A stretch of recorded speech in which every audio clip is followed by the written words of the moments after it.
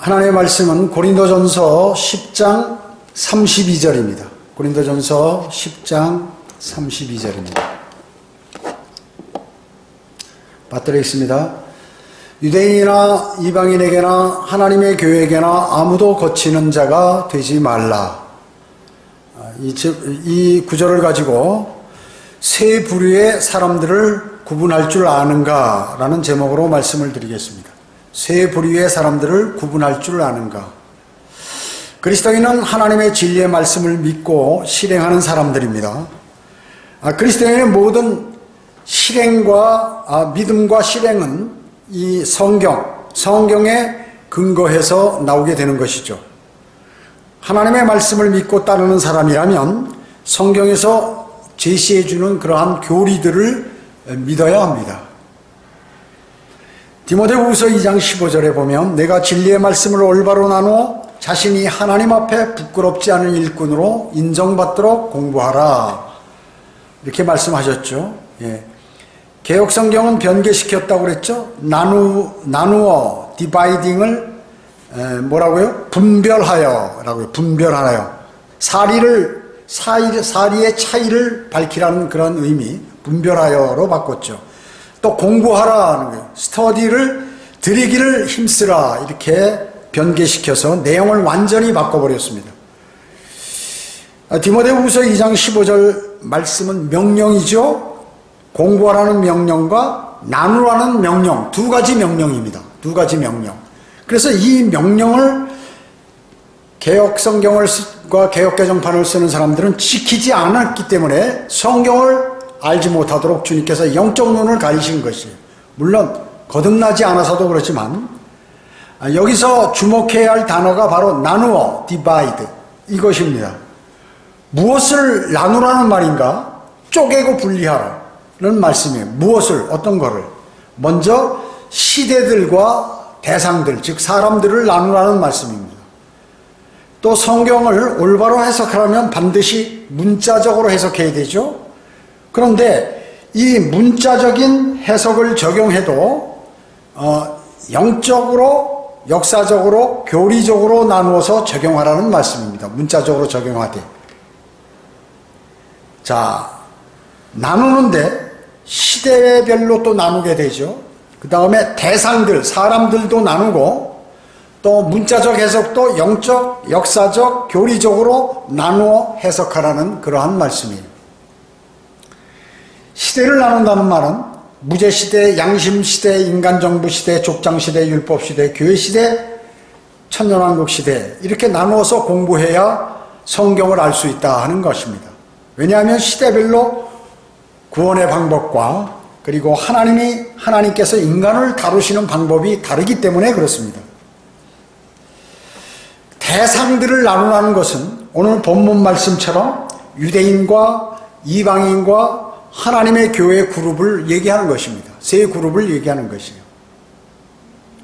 창세기 1장 1절부터 요한계시록 22장 21절까지 완전한 다 하나님의 말씀이죠. 그러나 그 모든 구절이 이 시대에 살고 있는 모든 그리스도인을 향해서 하신 말씀은 아니다 하는 것입니다.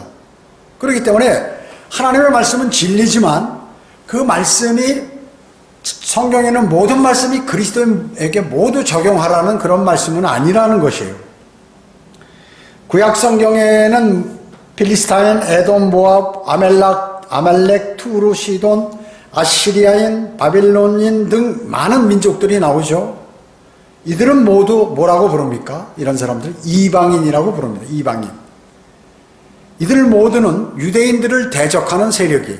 그렇기 때문에 이방인들이라는 하나의 그룹으로 묶어서 하나님께서 말씀하고 계시는 것입니다. 구약 성경은 하나님의 백성인 유대인과 그들을 대적하는 이방인 둘로 나누는 것이에요. 그래서 하나님의 백성인 유대인 그리고 이방인, 구약 시대에는, 구약 성경에는 이 둘을 대상으로만 얘기를 하는 것입니다. 그러나 신약 성경에는 거기에 또 한 그룹이 추가됐는데 오늘 본문에 나와 있는 하나님의 교회입니다. 하나님의 교회. 즉 그리스도인이죠. 그럼 그리스도인은 어떤 사람입니까? 유대인이나 이방인이나 그 사람들 중에서 예수 그리스도를 영접하여 구원받은 사람을 그리스도인, 하나님의 교회라고 얘기하는 것입니다. 성경에는 세 부류의 대상으로 하나님께서 각각 다른 말씀을 하시고 그리고 다르게 그들을 다루시는 것입니다. 똑같이 다루시지는 않아요. 먼저 유대인은 어떻습니까? 택함받은 민족이지만 그들의 범죄로 징계를 받게 되고 그 후에 회복이 됩니다. 유대인은. 이방인들은 어떻습니까? 이방인들은 지속적으로 하나님의 백성 유대인과 예수 그리스도를 대적하다가 어떻게 해요? 멸망으로 가게 되는 사람들이 이방인들이에요. 그리고 하나님의 교회, 즉 구원받은 그리스도인은 예수 그리스도의 몸을 이루고 있죠. 그래서 후에는 영광으로 들어갈 그러한 사람인 것입니다.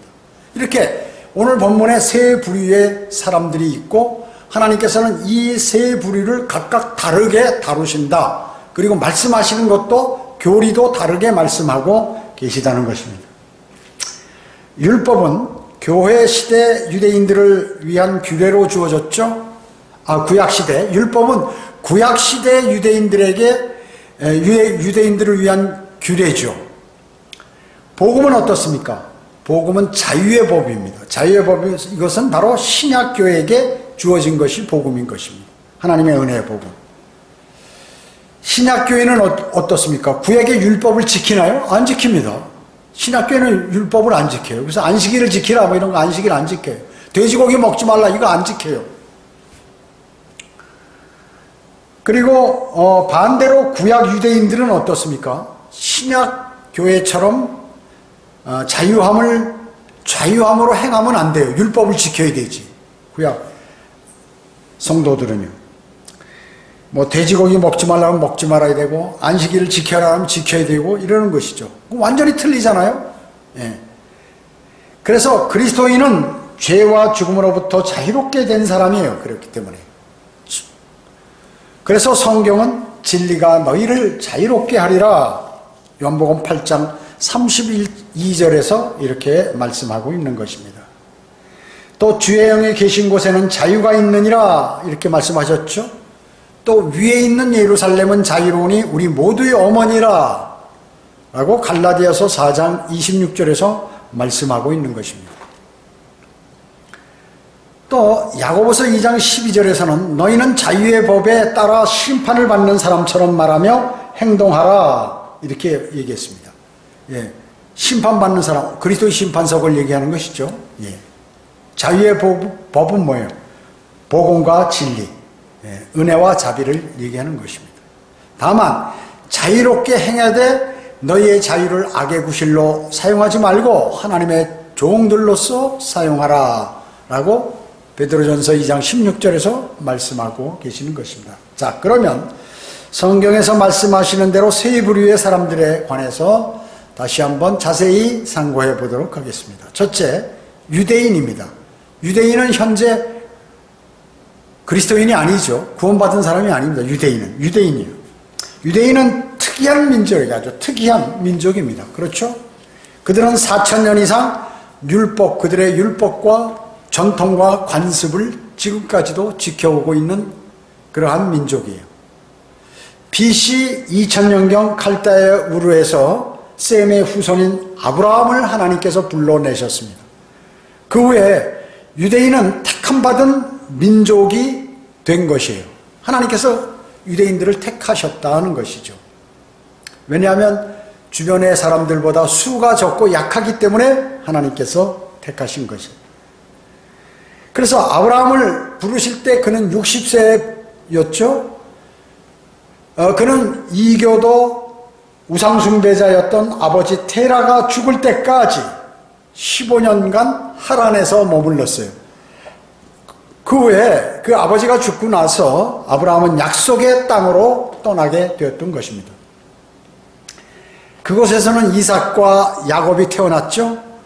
그 야곱 아들 12명 중에서 요셉이 하나님의 섭리로 이집트의 제2인자가 된 것입니다. 그래서 기근으로 이스라엘 가족들이 이제 이집트로 이주했죠. 그래서 400년간 그들의 후손들은 이집트의 노예 생활을 했은 것입니다. 그래서 이스라엘은 이집트를 하나님의 사람 모세의 인도함을 받아가지고 탈출을 하게 됐죠. 해방됐어요, 거기서. 광야에 들어선 사람들이 약 어린아이 모두 노인들 다 여자들 합해서 약 한 200만 명의 사람들은 광야에서 율법을 받게 됐죠. 그리고 성막을 준비하여 희생제물을 드리는 제사의식을 거기서부터 행하기 시작했던 것입니다. 그러므로 한 유대의 국가를 형성하게 되었어요. 광야의 이스라엘을 하나님께서는 불기둥과 밤에는 불기둥, 낮에는 구름기둥으로 인도하시고 하늘에서 천사들의 음식인 만나를 내려서 그들을 40년간 그리고 메추라기를 내려서 보내서 40년간 광야에서 먹이셨습니다. 그리고 그들은 방황에서 방황하다가 노예 1세대, 이집트에서 나온 그 노예 1세대들, 즉 나올 때 20세 이상이었던 그러한 사람들, 그 사람들 가운데는 여호수아, 칼렙을 제외하고 모두 광야에서 죽게 되었습니다. 그들이 죄를 지어서 그렇게 된 것이죠. 하나님을 신뢰하지 않았기 때문에. 그래서 이제 그 2세대들이 요단강을 건너 가나안 땅에 들어가게 되었던 것입니다. 가나안 땅에서는 재판관들에 의해서 그들이 450년간 신정 통치를 받게 되었죠. 왕이 없었어요.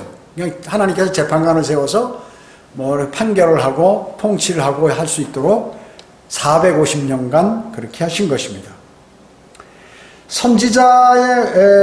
선지자요 마지막 재판관인 사무엘에게 이스라엘 백성들은 왕의 통치를 요구했어요. 우리도 왕을 달라고, 이방인들처럼. 하나님께서는 뭐라고 말씀하셨냐면 사무엘에게 나를 거역하여 나로 그들을 다스리지 못하게 하려는 것이다, 이렇게 얘기했습니다. 그래서 그들의 요구대로 하나님께서 왕을 허락하셨는데 그가 바로 초대 이스라엘의 왕이 사울 왕입니다. 그는 40년간 통치하셨죠. 그 다음에 하나님께서 택하신 다윗 왕이 역시 40년간 이스라엘을 통치했습니다. 그래서 다윗의 아들 솔로몬이 또 역시 40년간을 통치하면서 나라를 강건하게 하고 그리고 이제 성전까지 이렇게 건축하게 되었던 것입니다. 그럼 솔로몬이 죽고 나서는 바로 이제 이스라엘이, 유대인들이 남북으로 갈리게 되죠. 그래서 남쪽 BC 975년에 왕국은 분열이 됩니다. 그래서 남쪽 왕국은 르호보암이 왕이 돼가지고 12지파 중에서 2지파, 유다지파, 베냐민 지파만 이제로 형성된 국가가 남쪽 유대 왕국입니다. 그리고 북쪽 왕국 이스라엘은 여로보암이 반역을 해가지고 거기 10개의 지파가 반역했습니다. 자, 지금 12지파 중에서 10개 지파가 반역해서 하나님을 반역하고 별도로 나라를 만든 것이에요. 그래서 모든 반역은 이와 같이 이루어지는 것이에요. BC 168년 시리아 왕 안티오쿠스가 침공을 했죠. 그 다음에 BC 63년에는 유다는 로마 지배를 받았습니다. 자, 그 전에 북왕국 이스라엘은 누구에게 망했나요? BC 721년에 아시리아의 포로가 되어버렸습니다. 남왕국 유다는 BC 597년에 바빌론에게 멸망하여 70년간 포로 생활을 하게 되었습니다. 그 후에 BC 168년에 시리아 왕 안티오쿠스가 이스라엘을 침공하게 되죠. 또 BC 63년에는 그 유다는 로마의 지배를 받게 되었어요. BC 63년부터. 그래서 60년 동안 박해를 받았죠. 그래서 BC 5년경 9월경에 이제 예수 그리스도께서 바로 베들레헴에서 탄생하시게 됐습니다. 그래서 30세까지 갈릴리에서 목수 생활을 하시다가 나사렛에서, 그리고 부목수로 있다가 3년 반 사역을 시작하게 되신 것이죠. 그래서 3년 반 후에 십자가에 달리셨죠. 기득권 종교인들이 예수 그리스도를 십자가에 달은 것입니다. 그 다음에 AD 70년에 로마 제국의 티투스 장군에 의해서 완전히 이스라엘 그 성전이나 성벽들은 다 초토화되어 버리고 이제 나라 없이 전 세계로 흩어졌던 것입니다. 마태복음 27장 25절을 보면 모든 백성이 대답하여 말하기를 그의 피를 우리와 우리 자신에게 돌리라 이렇게 얘기했습니다. 예수님을 십자가에 달면서 예수님의 피의 대가는 우리와 우리 자손들이 받겠다고 그랬어요. 그 결과 그들은 다시 쫓겨나서 2000년 동안 세계에 흩어져 방황하게 되었던 것입니다. 그래서 지속적인 로마 제국의 박해를 받게 됐고 영국, 프랑스, 스페인, 독일 기타 여러 지역의 박해와 추방과 살해를 유대인들은 당하게 되었습니다. 이스라엘은 두 부류의 사람들이 있죠. 원래 토종 이스라엘 민족하고 그 외부에서 들어온 그러한 백인들 이스라엘인이 있습니다. 그래서 백인 부류의 이스라엘인들을 에스케너지라고 얘기합니다. 에슈케너지. 그 다음에 토종 유대인, 약간 거무틱틱하고 매부리코인 그러한 사람들은 스파라디라고 이렇게 얘기해요. 두 부류가 있어요. 이스라엘에 지금 거주하는 사람. 그런데 백인들이 출신이 훨씬 많죠. 토종보다는. 이 백인 출신의 에슈케너지는 독일과 동구권, 특히 폴란드를 중심으로 하는 유럽계 유대인의 호칭이에요. 그 백인들이란 말이죠. 백인들. 이스라엘 건국의 핵심이 된 사람들이 바로 이 백인들이에요. 그리고 전 유대인의 90%가 바로 이 에슈케너지, 즉 백인들이라 그 얘기죠. 이스라엘 인구 중에. 그들은 카자르 왕국을 세운 터키계의 카자라인의 자손이에요. 카자라인의 자손들입니다. 이스라엘에서 쭉 현재 지배를 하는 상위권 사람들이 이 백인들이죠. 카자르, 즉 카잘리아라고 불리우는 지방은 남러시아 평원을 가리키고 있는데 8세기경에 이 광대한 초원에 터키계 사람들인 카자르족이 상인 그리고 장인 무사로서 여기 광대한 그러한 초원에 살고 있었죠. 터키계 사람들이요. 이 무렵에 카자르족은 비잔틴의 기독교와 즉 천주교를 얘기하는 거예요. 이슬람으로부터 강력한 압력을 받았어요. 자, 천주교한테도 압력을 받고 이슬람한테도 압력을 받는 거예요. 이 사람들이요. 그러니까 이거 우리가 살아남을 수 있는 방법이 무엇이겠는가? 이 카자르 왕이 쌍방의 근본이라고 할 수 있는 유대교로 개종을 해버립니다. 그래서 그 나라가 전체 유대교로 개종이 돼버리는 거예요. 자기의 안전을 도모하기 위해서. 그리고 육체적으로 자신들이 아브라함의 자손이라고 대외적으로 공포하게 됩니다. 이 사람들이 후손들이 이제 이스라엘인들이 된 거예요. 백인들이. 그래서 백인들이 지금 이스라엘의 90%를 차지하게 되는 것입니다. 자, 두 번째는 또 누구라고 해서 스파라디. 이 사람들은 이제 토종 유대인들이죠, 원래. 세계로 흩어진 유대인 중 스페인과 포르투갈에 거주한 사람들과 그 자손들이 바로 이 사람들이에요. 이베리아 반도로 이주한 스파라디는 중세 세계 유대인의 약 반수를 차지했어요. 상당히 많았죠, 그 당시에는. 세계 유대인의 근 절반이었으니까요. 그들은 라틴어를 쓰고 아랍 이슬람 문화와도 동화하여서 가장 활동적인 그러한 사람들이었습니다. 1492년에 스페인에서 그리스도교의 개종을 거부한 유대인들, 즉 카톨릭으로 개종이 거부된 그러한 사람들을 다 추방시켰어요. 추방령이 내려졌는데 그 사람들이 약 25만 명이 쫓겨났어요. 그 사람들이 북아프리카, 이탈리아, 오스만 제국으로 이주해서 살게 되었던 것입니다. 오스만 제국이 뭐예요? 지금 현재 터키죠? 거기에서는 유대인을 기꺼이 받아들였어요. 전부. 그래서 데살로니카 도시는 스파라디의 중심지가 되었던 것이에요. 토종 유대인들이. 스파라디는 현재 지배당하는 쪽이 많아요. 즉 말단 군인이라든지 노동자들이 이 토종 유대인들이 지금 많이 있다 그 얘기죠. 현재는. 바울은 로마서 11장에서 형제들아 너희가 스스로 현명하다고 자만하지 않게 하기 위하여 이 신비를 너희가 모르기를 내가 원치 않으니 이는 이방인들의 충만함이 차기 꺼지는 이스라엘의 일부가 완고하게 된 것이라. 그리하여 온 이스라엘이 구원을 받으리라. 구원을 나중에 받는단 말이죠. 기록된 바 같이 구원자가 시온에서 와서 야곱에게 경건치 아니한 것을 제거하리라. 이렇게 말씀하셨습니다. 자, 그래서 이스라엘은 대환란 후에 이제 회복이 되는 것이죠. 그래서 천년왕국에서는 이 세상에서의 핵심 민족이 되는 것입니다. 다시. 로마 가톨릭이나 개신교는 서로가 자신들의 유대인의 복을 넘겨받았다고 이렇게 주장을 하고 있는데 그렇지 않습니다. 나중에 유대인에게 유대인이 다시 다 회복이 되는 것입니다. 대환란의 유대인에 대한 교리를 바로 그리스도인에게 적용시키면 안 되는 것이죠. 그래서 많은 사람들이 잘못 알고 있는 것이에요. 자, 이것이 이제 유대인의 상황입니다. 두 번째, 이방인입니다. 이방인. 이방인은 하나님의 백성 이스라엘을 대적하는 사람들이죠. 이방인은 하나님의 백성 이스라엘을 대적합니다. 물론 그리스도인도 이방인들은 대적해요. 당연하죠. 이방 나라와 세계는 사탄에 의해서 이미 통치되고 말았죠. 그들을 뭐라고 얘기하냐면 민족들이라고 합니다. 성경에서 민족들, 이방인들을. 그래서 이스라엘은 뭐예요? 민족, 단수로 얘기하고 민족들, 이방인들을 이제 성경에서 얘기하고 있는 거죠.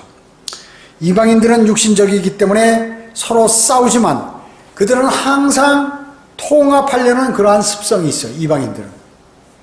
왜냐하면 그들은 하나님을 대적하거나 진리의 말씀을 대적하고 그리고 하나님의 왕국을 대적하기 위해서 자기들끼리 이방인들은 통합을 하는 거예요. 항상. 여러분 구약에 이스라엘이 있으면 그 주변에 있던 그 이방들이 항상 통합해서 이스라엘하고 전쟁을 했어요. 그와 마찬가지입니다. UN, EU, 그 다음에 뉴에이지 운동, 에큐메니칼 운동 이런 것들이 바로 그런 것입니다. 나중에 이제 전부 주님께서 재림하시면서 이들을 초토화시켜버리죠. 그들의 연합은 마지막 날 아마겟돈까지 이어지고 그리고 그리스도께서 재림과 함께 그들은 멸망하게 되는 것입니다. 멸망하게 돼요. 그래서 쭉정이는 단에 묶고 불에 태운다. 주님께서 재림하셔서. 그런 것입니다. 자, 바벨론, 메데, 페르시아, 그리스, 로마 이런 나라들로 이제 쭉 이루어져 있죠. 이방인들. 마지막 때 유대인들이 회복되기 시작하면서 이방인들은 또 이스라엘을 대적하기 위해서 모이게 됩니다. 모이게 되는 거예요. 적그리스도의 왕국이 일어났지만 그리스도께서 그들의 역사를 종식시킬 것입니다. 그래서 이방인들은 나중에 다 멸망당해요. 그 전에 돌아서야 되는 거죠. 그 마지막에 대환란에서 어떻게 이방인들에게도 복음이 전파되죠. 이방인들에게. 하늘의 천사가 날아가면서 영원한 복음을 전하게 됩니다. 자, 세 번째 하나님의 교회입니다. 하나님의 교회. 하나님의 교회 그리스도인이죠. 구원받은 그리스도인. 교회는 예수 그리스도의 십자가 사건 이후에 나타나게 되었죠. 주님께서 부활 승천하신 후 하나님의 영인 성령께서 내주하시는 사람, 즉 그리스도의 영, 하나님의 영이나 그리스도의 영이라고 부르죠. 그 성령께서 그 안에 들어가 있는 사람이 하나님의 교회라고 하죠. 그들을 그리스도인이라고 부르는 것입니다. 하나님께서는 항상 인간 가운데 거하시기를 원하셨던 것이에요. 그래서 성막에서 만나고 그리고 가나안 땅의 성전에서 만나시고 심지어 하나님께서 이 땅에 직접 왕으로 오셨고 그리고 현재는 하늘로 승천하신 뒤에는 교회가 있게 되었다. 교회. 그래서 영적으로 우리 안에 들어와 계신다 하는 것입니다. 교회는 신비입니다. 왜냐하면 유대인이나 이방인이나 함께 그리스도의 지체가 되기 때문에 신비라는 것. 그리스도의 몸 안으로 함께 들어가는 것이에요. 이것은 유기체입니다. 예수 그리스도의 지체, 영적인 지체가 되는 것이죠. 그분의 몸과 살과 뼈의 지체라고 성경은 말씀하고 있는 것입니다. 세상으로부터 성별되어 있죠. 이 하나님의 교회는. 그리고 불러냄을 받은 무리들의 모임인 것입니다. 그 헬라어로 에클레시아라고 이렇게 얘기하죠. 즉 거룩한 민족이요 독특한 백성입니다. 그리고 이스라엘은 육신적인 민족인 반면에 교회는 영적인 민족이에요. 하나님의 교회는 영적인 민족입니다. 교회가 이스라엘 대신 받은 것은 오직 영적인 하나님 나라뿐이라 하는 것이죠. 하나님의 나라뿐이에요. 교회는 세상으로부터 어떻습니까? 환영을 받나요? 아니, 미움을 받습니다. 예수 그리스도와 같이. 교회는 영적인 민족으로 세상 제도, 즉 영적으로 흑암 세력 아래에 있는 세상에게 박해를 받는다 그 얘기죠. 그러니까 사탄의 하수인들, 졸개로부터 박해를 받는다. 하나님의 교회는요. 교회는 그리스도의 신부로서 지금은 단지 신랑을 기다리는 그러한 정언한 처녀지만 앞으로는 신랑이 오시면 완전한 그 신랑의 아내가 그리스도의 아내가 될 것입니다. 그렇기 때문에 교회인 여러분은 순결한 상태에서 신랑을 기다려야 합니다. 그러한 기다리는 처녀가 되어야 되는 것이고, 그리고 세상에게 눈을 돌리는 그러한 간음하는 여인이 되어서는 안 된다 하는 것을 성경은 말씀하고 계시는 것이죠. 로마 카톨릭은 어떻습니까? 창녀라고 그러죠, 성경에서. 왜 그렇습니까? 각종 종교들을 다 좋아하는 거예요. 거기엔 영원한 생명이 없어요. 종교 행위를 하면서 많은 종교들과 화합한다 그 얘기죠. 그래서 창녀라고 부릅니다. 구원받지 못한 개신교, 기타 종교인들 모두가 연합을 해서 연합하려고 지금 하고 있는 것이죠. 이 교회는 예수 그리스도의 피 흘리심으로 탄생된 그러한 존재인 것입니다. 교회는 어떻습니까? 조금 있으면 대환란이 오게 되는데 그 전에 휴거가 되는 것이죠. 그래서 그리스도의 심판석에서 멸류관을 받고 어린 양 혼인식에 서게 되며, 그리고 주님과 함께 재림해서 이 땅에 천년간 땅을 할당받아 통치하게 되는 것입니다. 그 후에는 하나님께서 온 우주를 불살라버리고 새하늘과 새 땅을 창조하시고 현재 하늘에 있는 새 예루살렘을 내려오게 하셔서 그리스도인을 거기서 새 예루살렘에게서 영원히 거주하게 하시는 것입니다. 그럼 교회가 할 일이 무엇인가? 하나님의 교회가 복음을 증거하고 진리를 전파하고 그리고 주님을 영화롭게 하는 그 일을 하는 것이 이러한 교회인 것입니다. 가난한 사람 밥이나 퍼주고 나가서 무슨 봉사활동하고 하는 것이 아니라, 교회는 복음을 증거해서 죽은 그러한 영을 살리고 혼을 구원시키고 그리고 진리를 전파하고 하나님을 영화롭게 해드리는, 하나님이 좋아하시는 그러한 기뻐하시는 일들을 수행하는 것이죠.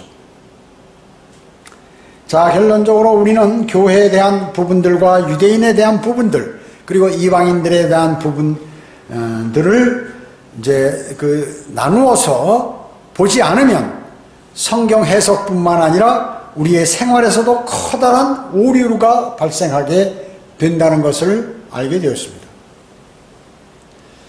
이스라엘에게 주어진 율법과 제사 규례들은 교회 생활을 한다 하든지 또 대환란 교리를 적용하면 구원받을 수 없는 것이죠. 만약에 교회가 환란을 통과한다고 하면 어떻게 행함으로 구원을 받으려고 그러겠죠, 교회가. 그렇기 때문에 이 구원을 받지 못하는 것이에요. 예를 들어 보세요. 다 신약에 있는 말씀입니다. 요한복음 3장 16절은 뭐라고 말씀하셨어요? 하나님께서 세상을 이처럼 사랑하셔서 그의 독생자를 주셨으니 이를 그를 믿는 사람은 멸망하지 않고 아무도 멸망하지 않고 영생을 얻게 하려 하심이라, 이렇게 말씀하셨죠. 그러니까 누구든지 예수 그리스도를 영접하면 영원한 생명을 얻는다는 거예요. 어떤 죄를 지은 사람이라도 관계없이. 자, 그런데 마태복음 24장 13절은 신약인데 끝까지 견뎌야 구원을 받는다. 끝까지 믿음 생활 잘하고 환난에도 끝까지 견뎌야 구원을 받는다. 이렇게 기록이 되어 있다 그 얘기죠. 자, 이거는 뭐예요? 마태복음 24장 13절 끝까지 견뎌야 구원을 받는다는 대환란 기간에 끝까지 믿음도 있고 이 행위도 끝까지 잘 견뎌야 구원을 받는 이런 교리인데 이걸 그리스도인에게 적용하면 안 된다. 교리로. 우리는 각각의 시대와 이방인 유대인 하나님의 교회 이 세 대상들을 적절하게 나누면서 성경을 공부하여서 하나님의 위대하신 말씀 중에 경륜들이 하모니를 이루어서 우리 앞에 좋은 그러한 경험으로 또 현실로 나타날 때 우리는 주님께 영광을 돌릴 수 있는 것입니다. 오늘 본문 말씀에 유대인이나 이방인이나 하나님의 교회에게나 아무도 거치는 자가 되지 말라. 하나님께서는 이 세 부류의 사람들 각각 다르게 다루시고 구원의 방법도 각각 다르시고 이렇게 만들어 놓으셨다 그 얘기죠. 이 세 사람에게 향한 말씀이 이 성경 전체예요. 성경 전체. 그렇기 때문에 우리는 주님의 명령에 따라서 하나님의 말씀을 잘 공부해야 됩니다. 이렇게 세대별로 나누고 또 민족별로 나누고 다 이렇게 나누어서 제대로 공부를 해야 된다는 것이죠. 그렇지 않으면 성경에 많은 오류들을 내가지고 일으켜가지고 잘못된 믿음을 형성해서 나중에 구원을 받기도 어렵고 행위 구원을 한다든지 예수님도 믿으면서 행위도 잘해야 구원을 받는다. 이렇게 되면 지옥으로 가게 된다 그 얘기죠.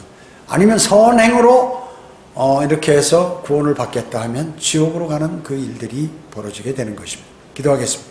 주님 감사합니다. 저희들은 오늘 단순하고 쉬운 것 같지만 우리가 무관심하기 쉬운 이 세 부류의 사람들을 구분하는 방법에 관해서 하나님의 말씀을 조금이나마 전했습니다. 이 하나님의 말씀을 마음속에 담고 이제 바른 진리에 접하여서 주님께 영광 돌리는 삶을 모두가 살아가도록 주님 인도해 주시길 원합니다. 모든 은혜 감사드리오며 다시 오셔서 저희를 데려가실 주 예수 그리스도의 이름으로 기도드립니다. 아멘.